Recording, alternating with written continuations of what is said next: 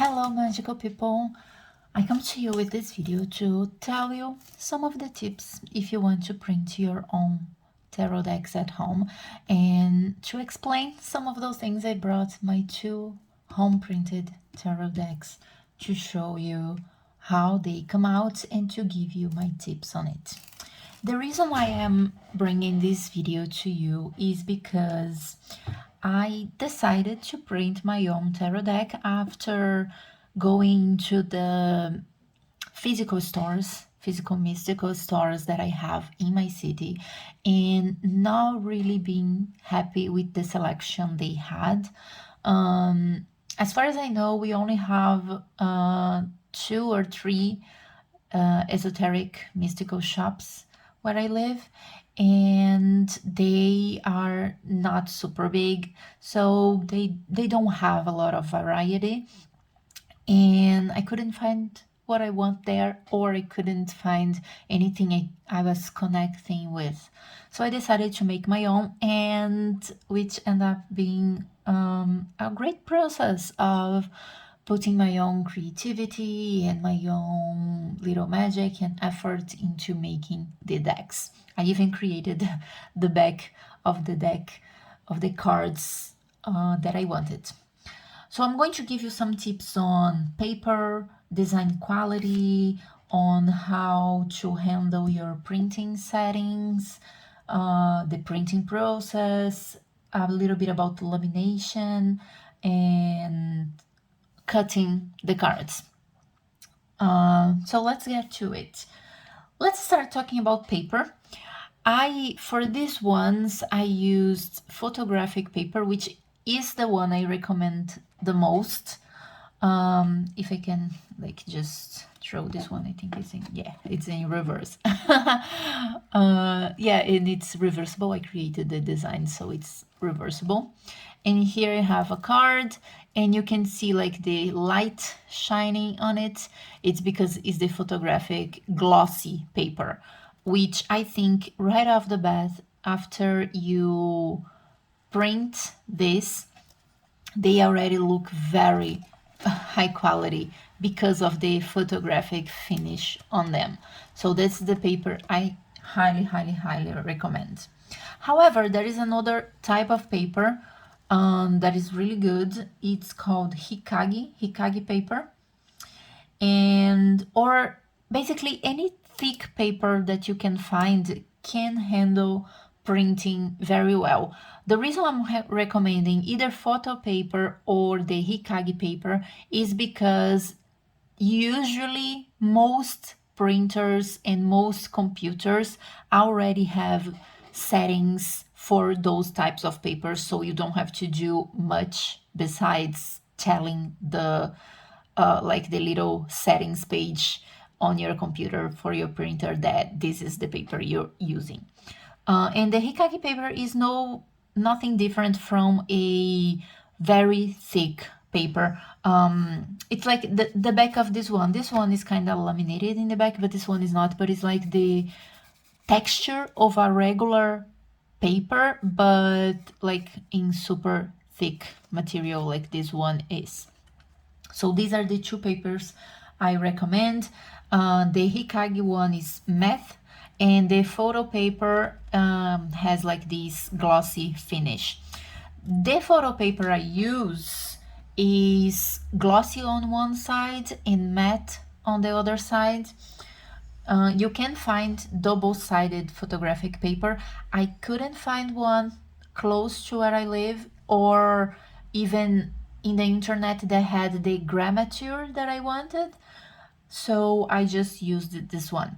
And let's talk about the grammature, which is basically how thick your paper is, and it's in this case a indication of the quality of the paper.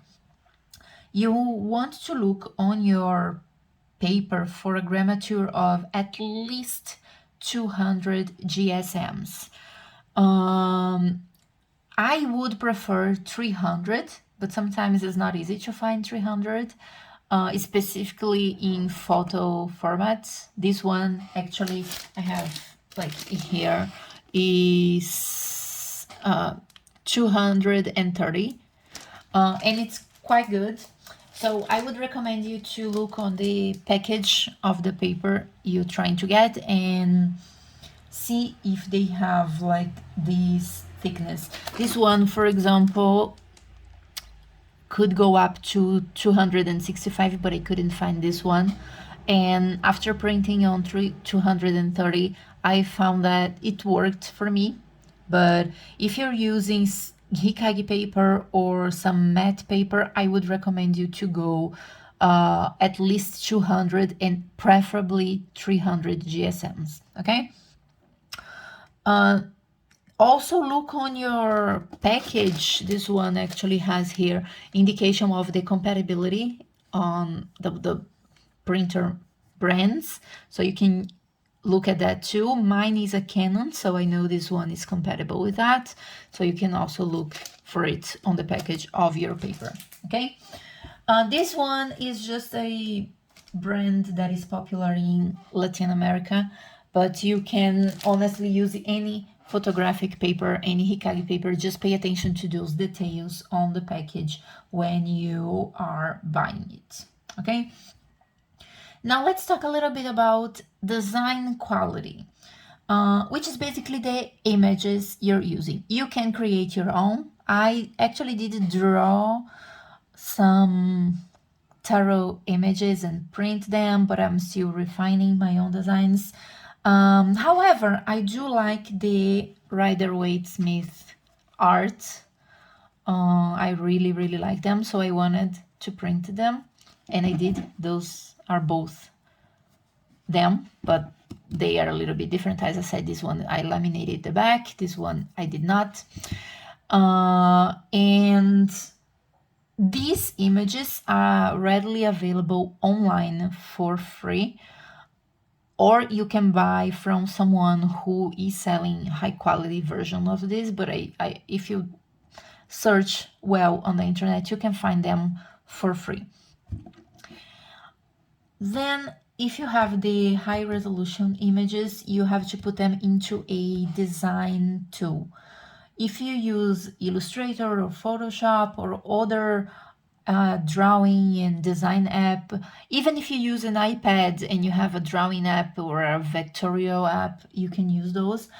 I recommend for most people to use Canva, which is totally free, totally online, and can give you great results, because in this case here, you're using like images or photos that already exist. They are in high quality already, so you just need a place to organize those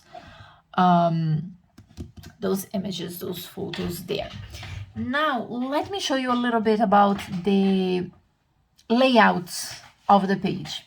If you're using your home printer, you're probably going to be using a letter size paper or a A4 paper, such as this one. Let me show you, which is like the regular, most popular sizes of printing there are out there. What you're going to do is decide on how you're going to lay out your card. So let's imagine this is like your letter size paper or A4 paper. You can just arrange your cards in a grid here, one on the side of the other, and then when you finish printing, you can cut them. In this grid, you can then check what's the size you're going to use. These ones that I printed, they are like 10 centimeters tall and 6.5 centimeters wide. And I managed to print 10 of them. So I had like a grid like this on my design, okay? And I did put like each card right beside the other, no space between them.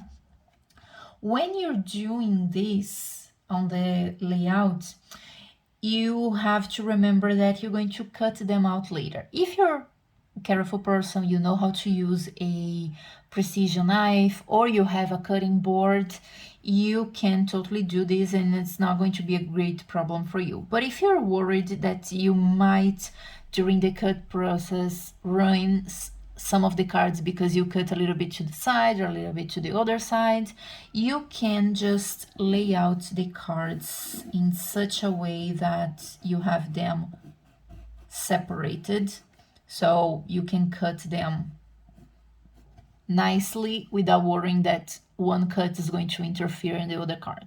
So that's a decision you have to make based on how much work you're going to have to do cutting them, or how careful you think you're going to be when doing this. Okay, so that's for you to decide yourself.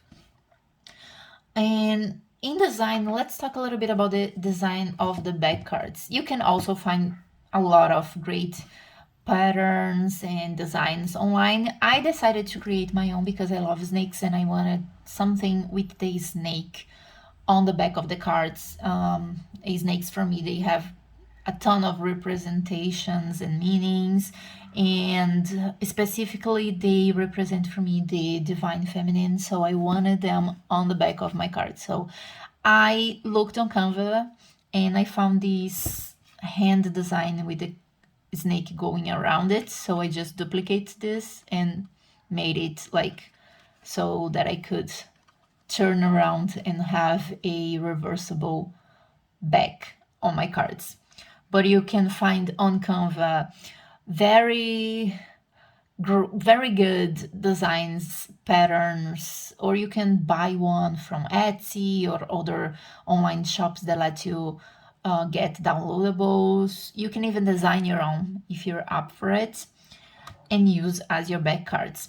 When designing the back, I would like you to think about how you're going to lay out this on the back, because my experience is that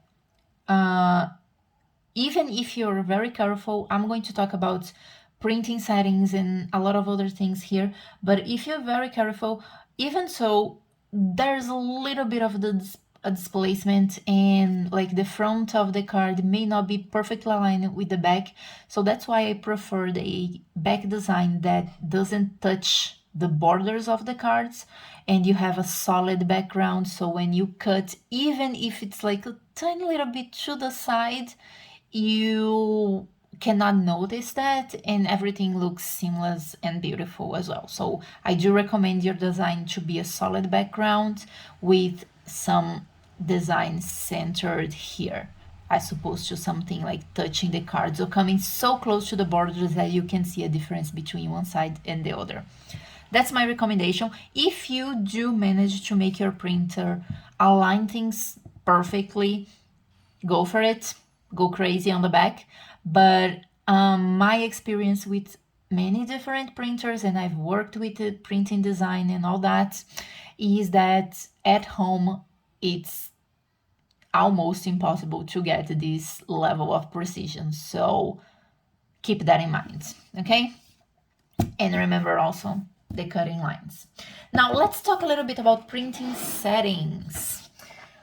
My home printer is a Canon 3010, G3010. It's a great printer if you know how to work the settings. I've heard a lot of bad reviews about my printer because people are not getting a good image printing and all of that, but I did manage to understand how to change the color options, the layout options that you can find on the interface of the printing window, and I learned to do that. So go online, look for color settings for Canon, HP, Epson, or any other brand of printer that you have. There is going to be someone, at least one person, who is going to give you some settings that are going to make your colors be more vibrant, and you can get great results. Because honestly, I love the results I get with mine after I managed to adapt the color settings to print like this. Okay, so understand your printing settings and understand the color options, the paper size, okay?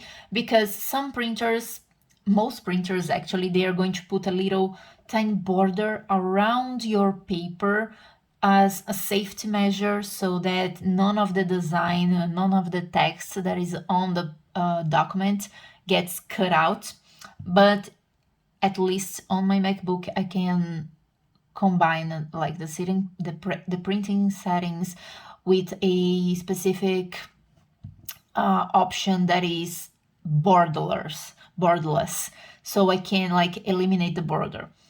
Although it is possible, I do recommend you to keep some borders, especially when you are designing. Keeping some borders here is very important, so you don't have problems when you're printing that your cards may be missing like a few millimeters on the bottom or on the side because it was too close to the border. So keep some safe space. That's always good in designing anything. Keep some safe space around it. Now let's talk about the actual printing, the action of your machine putting out the paper that you put on it. I recommend you first to test on regular paper, just like this flimsy printer paper here. Try it out first. So print one so you can see if something is cutting out because of borders, if the alignment is good or not, and then you can make your adjustments on your document before committing to your high quality paper that is probably a little bit more expensive. So remember to do that.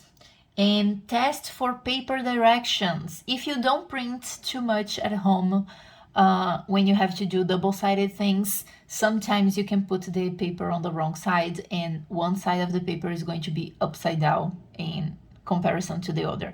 So test that as well. That's always important to get the cheapest paper you have around and make some tests before you print on your actual high quality expensive paper.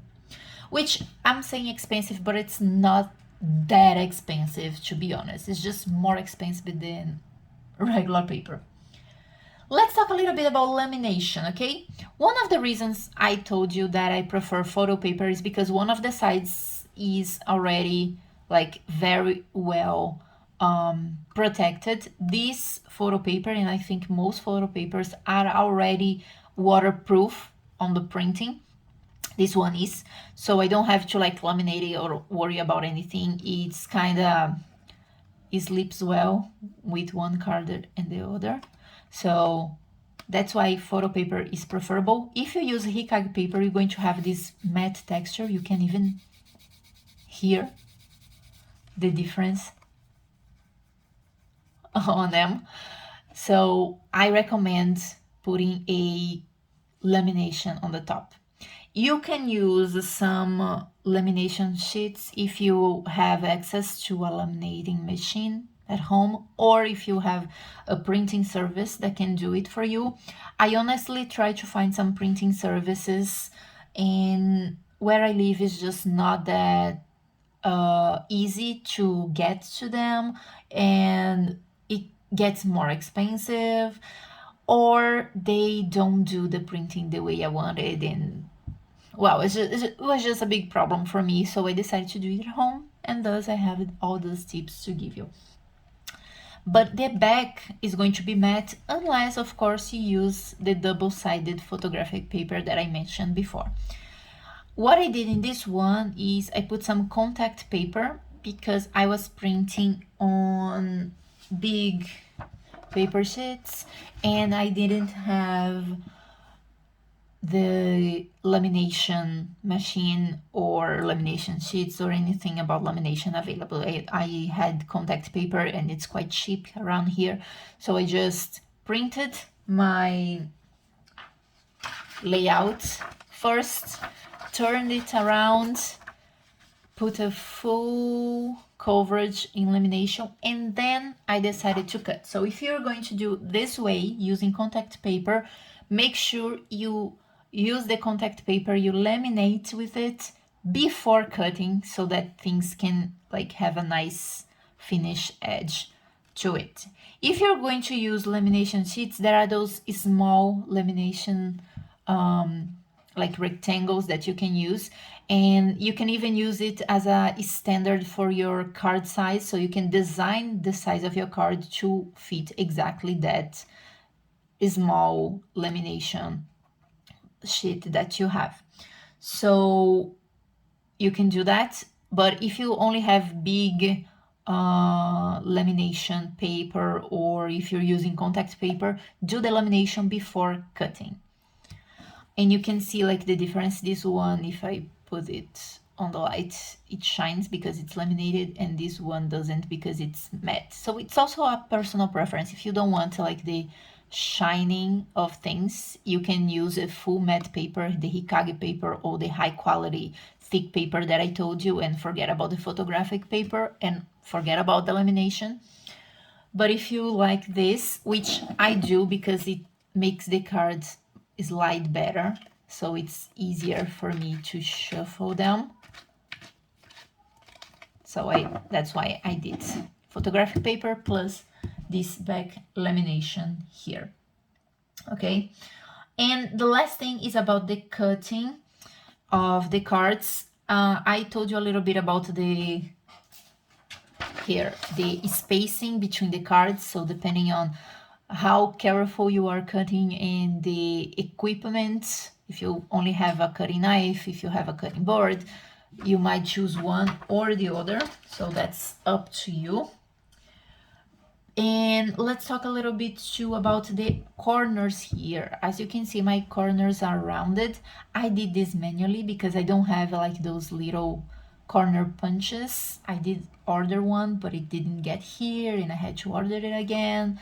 So I'm still waiting on it, but I have scissors, so I just cut the scissors, and I've done a lot of crafting in my life, so I'm pretty good with details and I'm pretty patient, so I could do that. But the better, easier, faster way to do is having a corner rounder and just going card by card and cutting it out. Okay, it's totally doable by hand. I did 2, as you can see, but it's going to take a little bit more time, a little bit more patience, and in the end, it's not going to be 100% perfect, but it's going to be very good. Okay, so these were my tips, and I decided to make this video because, as I said, I couldn't find the layouts I wanted. I did find some good layouts online. There were not printing versions, were just people that created amazing designs and were selling them. So that might be one of you as well. I wanted to create my own oracles, and I used the same process for printing oracle cards. And also I looked online for printing services, and they either did not exist in the region that I live, or they were too expensive for what I wanted to do, or I couldn't just order one deck. I had to order like multiples, and that's not what I wanted. So I decided to make this video to show you a little bit of what I learned and how you can do it yourself too. I hope you like this video, and I see you the next one. Bye.